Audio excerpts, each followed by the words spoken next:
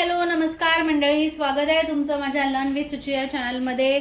English speaking सिरीजचा आज आहे आपला डे 16. तर मंडळी, जरी अजूनही तुम्ही चॅनलला सबस्क्राईब केलं नसेल तर सबस्क्राईब पटापट करून घ्या आणि व्हिडिओ आवडला तर लाईक, कमेंट आणि शेअर करायला विसरू नका. चला मंडळी, सुरू करूया आपल्या इंग्लिश स्पीकिंग सेंटेन्सेसला. तर आजची इंग्लिश स्पीकिंगची जी सेंटेन्सेस आहेत ना मंडळी, ती आपण डॉक्टर संबंधी घेतलेली आहेत. मला ताप आला आहे, खोकला पण झालाय.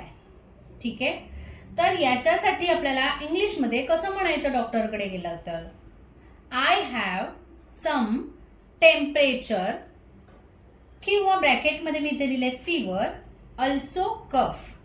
तर इथे टेम्परेचर म्हणजे आपलं बॉडीचं तापमान वाढलंय असं. फीवर म्हणजे तुम्हाला माहिती आहे फीवरला ताप असं म्हणतात. तर तुम्ही टेम्परेचर हा शब्द यूज करू शकता किंवा फीवर हा शब्द यूज, दोघांपैकी एक कुठला पण.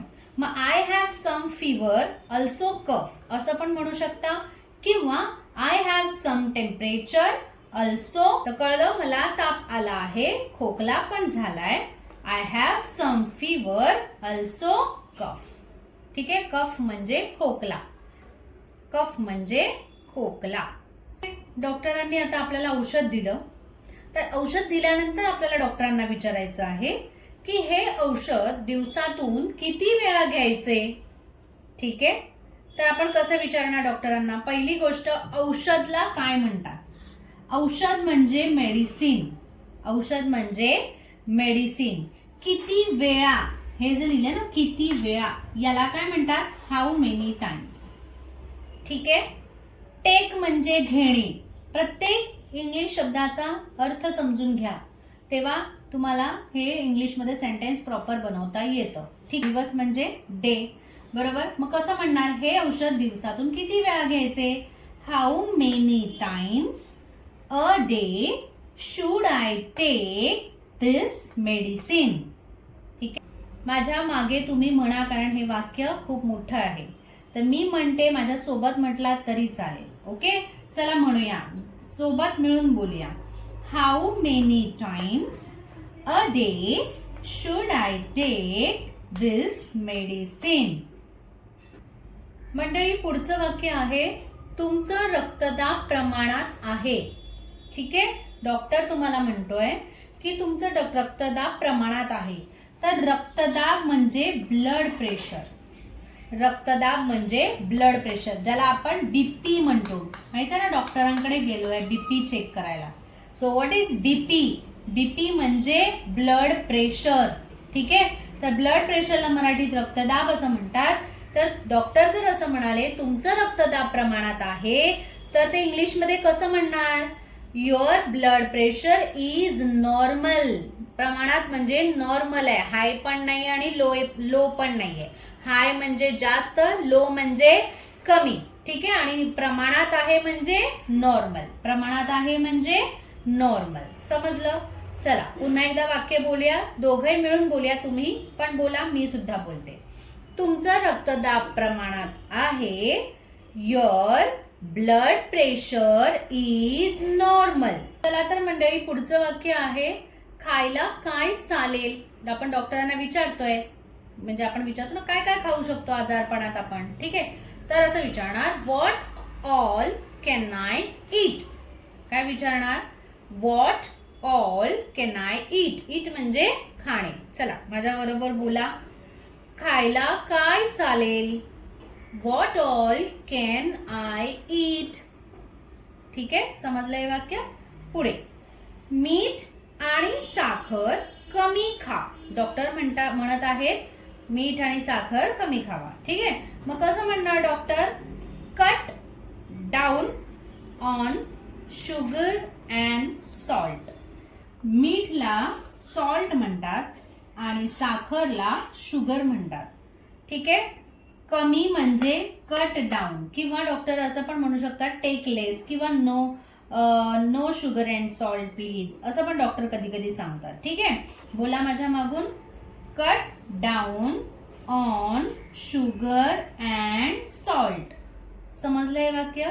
पालेभाज्या तुम्हाला जास्त खायला पाहिजेत असं आपल्याला डॉक्टर सांगतायत. ठीक आहे, तर पहिली गोष्ट आपण शब्द समजून घेऊ.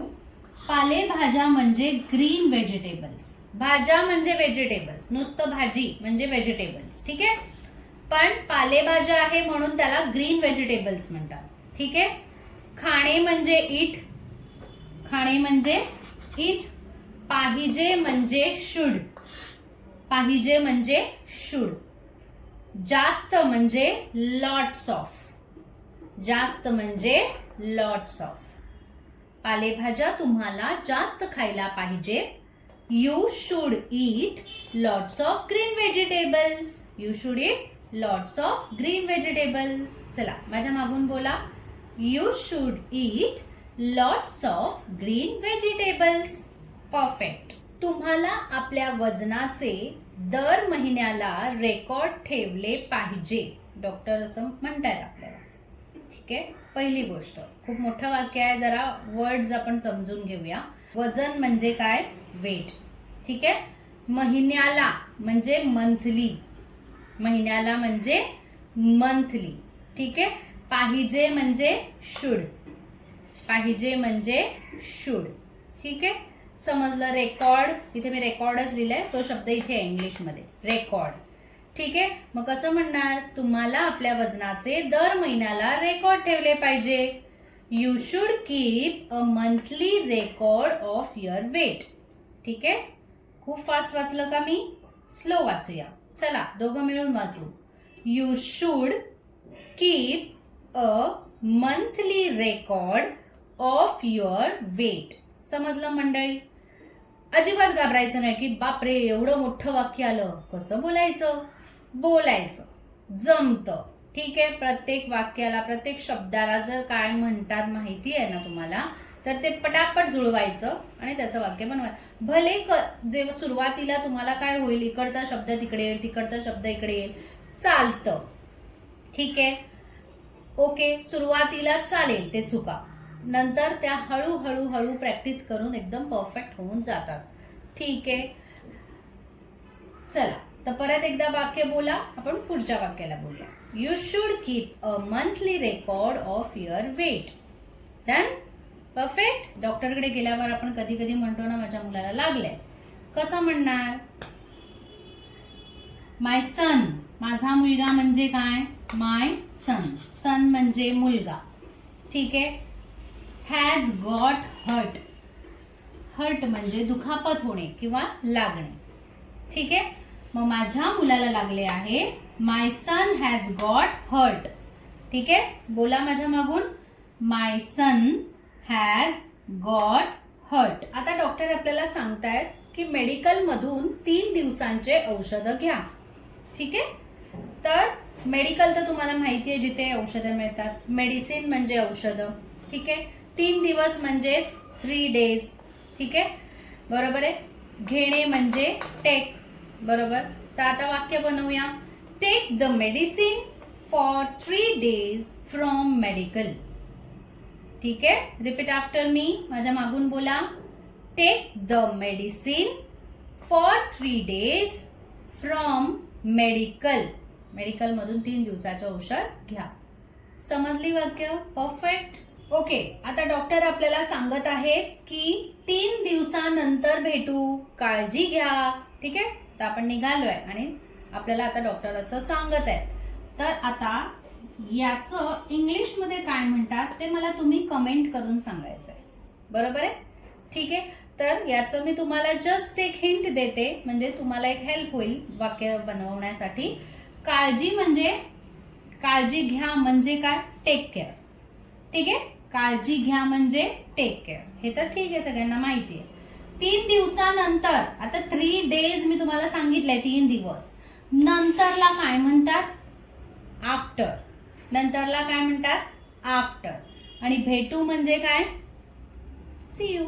ठीक आहे. तर याचं वाक्य ऑलमोस्ट मी सांगितलेलं आहे आता, हिंट्स. तर तुम्ही याचं वाक्य इंग्लिशमध्ये बनवा आणि मला कमेंट करून सांगा. मी तुम्हाला कमेंटला नक्की रिप्लाय करेन. ठीक आहे. ओके मंडळी, तर समजली आजची डॉक्टर संबंधित वाक्य. कशी वाटली तुम्हाला मला प्लीज कमेंट पण करा हां. आणि तुमच्या फ्रेंड्स रिलेटिव्ह यांच्याबरोबर शेअर करत राहा, कारण ज्यांना खरंच इंग्लिश स्पीकिंग शिकण्याची गरज आहे त्यांच्यापर्यंत हा व्हिडिओ पोहोचू द्या, त्यांना खरंच मदत होईल याची. ठीक आहे, तर मंडळी चला भेटूया पुढच्या व्हिडिओमध्ये. Stay tune. व्हिडिओ बघत राहा, लाईक शेअर कमेंट करत राहा. Bye bye, see you.